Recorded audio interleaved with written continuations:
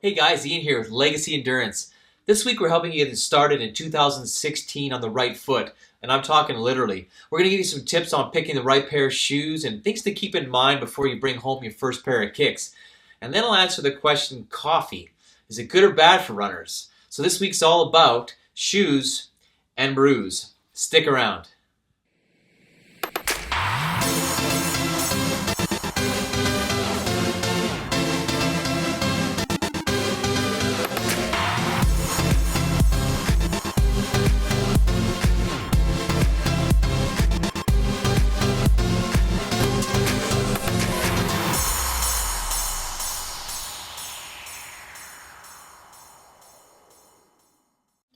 Probably one of the most important things you're going to buy as a runner is a good pair of shoes. You know, a lot of people, I think, when they get started are a little hesitant to go out and spend the money on a quality pair of running shoes, but that's a huge mistake if you do that. Don't try and resurrect an old pair of cross trainers and just see how you like it before you go to the store and buy a new pair. But you know, it really comes down to a couple factors that will get you into the right type of shoe, and that is your foot type and the running stride that you have. You know, people tend to be, especially new runners, tend to be what's called the heel striker, meaning your heel lands first when you run. Now that's not necessarily the best way to run, but it's certainly, if that's the way you do land, it's important to get a shoe that has the proper cushioning before you start getting out there and running. It's really important that you go into a proper running store and get a gait assessment done. A pro will be able to look at you, assess the type of foot you have, watch you run, and they can tell you what type of shoe is right for you. From there, if you know the type of shoe, you probably still have another 10 to 15 options to choose from. And that might just be personal on what feels good once you have it on your foot. One last tip I'll give you as well is make sure you keep track of how many miles you're putting on your shoes.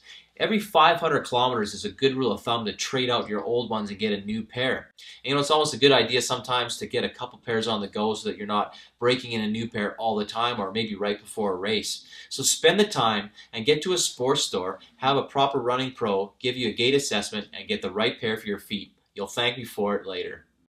Alright, so we're still early into 2016. I imagine your resolutions are fresh in your mind, and perhaps some of the things you're thinking about are the things that you want to quit this year or give up. If coffee is something that you're thinking about giving up, you might want to reconsider if you're a runner or an endurance athlete.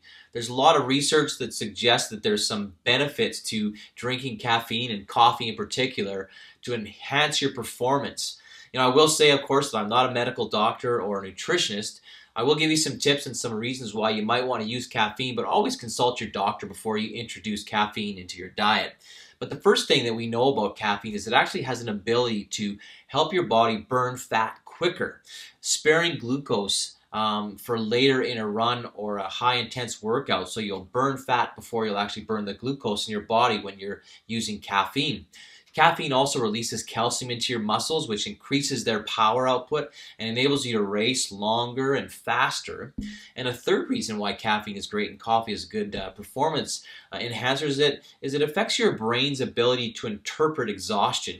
In essence, we trick our brains when we're using caffeine into thinking we can go longer and faster in a long run or a race or while we're exercising. And the last thing is caffeine obviously improves our ability to focus and keep sharp. It's just like when you drink coffee in the morning to wake up or to stay alert. There's a benefit to having that caffeine in your system in a race or when you really need to be focused when you're working out. So the health benefits are obvious. But the question often comes, well, why then, if caffeine is such a good thing, why can't I just drink Red Bull or Pepsi or those types of things? And I think the answer is pretty straightforward in that a lot of those other caffeinated beverages, rock stars, those types of things are loaded with caffeine for sure, but they're also loaded with chemicals and sugars and all sorts of other ingredients that you probably don't want in your body. So keep that in mind. So don't be too quick to give up that cup of coffee this year, you guys. I'm sure you're making some great sacrifices. Coffee might not have to be one of them. So hope those tips help you this week. Get some great shoes. Don't worry about that coffee. It's important to you. We'd love it if you'd click and subscribe to the channel. We're going to continue to push out videos every week. And thanks for tracking with us. Give us some comments below if there's things you want us to talk about. We'd love to share some tips on things that are on your mind this year, especially if you're a new runner. So thanks for checking us out. Have a great week. We'll talk to you later.